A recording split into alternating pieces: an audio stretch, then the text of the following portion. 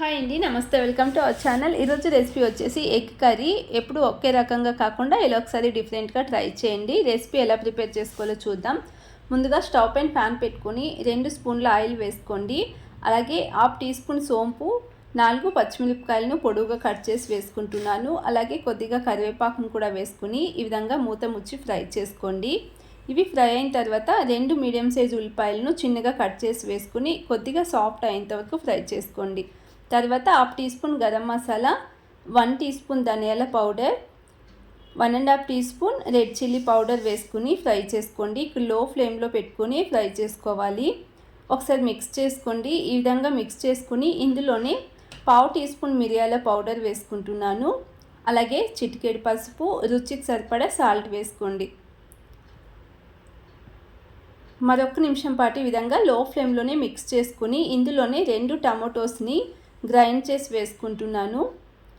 ఈ tomato paste బాగా mix చేసుకుని కొద్దిగా ఉడికించుకోవాలి. ఇందులోనే 1½ టీ స్పూన్ అల్లం వెల్లుల్లి పేస్ట్ని కూడా వేసుకుని మిక్స్ చేసుకుంటూ ఉడికించుకుందాం. గ్రేవీ బాగా ఉడికి ఆయిల్ సపరేట్ అయ్యేంత వరకు మీడియం ఫ్లేమ్లోనే ఉడికించుకోండి. ఇలా గ్రేవీ బాగా ఉడికిన తర్వాత ఇందులోనే గ్రేవీకి సరిపడా వాటర్ వేసుకుందాం. నేను ఇక్కడ 1 కప్ వాటర్ వేసుకుంటున్నాను. ఇక్కడ మిక్స్ చేసుకుని సాల్ట్ సరిపడిందో లేదో చెక్ చేసుకుని కావాలి అనుకుంటే వేసుకోండి. ఈ గ్రేవీని లో ఫ్లేమ్లోనే పెట్టుకొని ఉడికించుకుందాం. మరో పక్కన పెట్టి ఉడికించుకుంటాను. ఆ లోపే మేము ఆమ్లెట్ ప్రిపేర్ చేసుకోవాలి. అందుకని మరో పక్కన పెట్టి ఉడికించుకుంటున్నాను. ఇక్కడ పెనం పెట్టుకొని ఆయిల్ వేసుకొని ఎగ్ వేసుకోవాలి. కొద్దిగా మిరియాల పౌడర్, చిటికెడు కారము, అలాగే చిటికెడు సాల్ట్ను కూడా వేసుకుని ఆయిల్ వేసుకుంటూ 2 వైపులా బాగా ఫ్రై చేసుకోండి. ఈ విధంగా ఆమ్లెట్ ప్రిపేర్ చేసుకొని ఒక ప్లేట్లో తీసుకోండి. మీకు ఎన్ని ఆమ్లెట్స్ కావాలో అన్నీ ప్రిపేర్ చేసుకోండి. నేను ఇక్కడ 4 ఆమ్లెట్లు రెడీ చేసుకుంటున్నాను. ఎగ్ వేసుకుని కొద్దిగా మిరియాల పౌడరు, కారం, సాల్ట్ను వేసుకుని 2 వైపులా తిప్పుతూ ఫ్రై చేసి ఒక ప్లేట్లో తీసుకోండి. మరో పక్కన గ్రేవీ ఉడుకుతూ ఉంది కదా, దీన్ని ఒకసారి మిక్స్ చేసుకుని మేము ఇందాక రెడీ చేసి పక్కన పెట్టుకున్న ఆమ్లెట్ ఇందులో వేసుకోవాలి.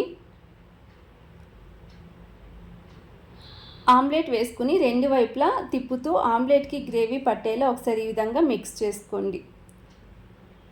తర్వాత చిన్నగా కట్ చేసుకున్న కొత్తిమీరను వేసుకుని మూత పెట్టి లో ఫ్లేమ్లోనే ఒక 2 నిమిషాల పాటు ఉడికించుకుందాం. ఇలా ఉడికించుకోవడం వలన గ్రేవీ ఆమ్లెట్కి బాగా పడుతుంది. అందుకని 2 నిమిషాల పాటు ఉడికించుకొని ఒకసారి మిక్స్ చేసుకొని స్టవ్ ఆఫ్ చేసేసుకుంటే ఎగ్ కర్రీ రెడీ అండి. చల్లారిన తర్వాత చూడండి, కలర్ కానీ టేస్ట్ కానీ చాలా చాలా టేస్టీగా ఉంటుందండి. తప్పకుండా ఒకసారి ట్రై చేయండి. చపాతీకైనా, రైస్కైనా, రోటీకైనా అన్నింటికి చాలా టేస్టీగా ఉంటుంది. తప్పకుండా ఇలా ఒకసారి మీరు ట్రై చేయండి. అలాగే రెసిపీ నచ్చినట్లయితే ప్లీజ్ లైక్ చేయండి, షేర్ చేయండి, అలాగే సబ్స్క్రైబ్ చేసుకోండి.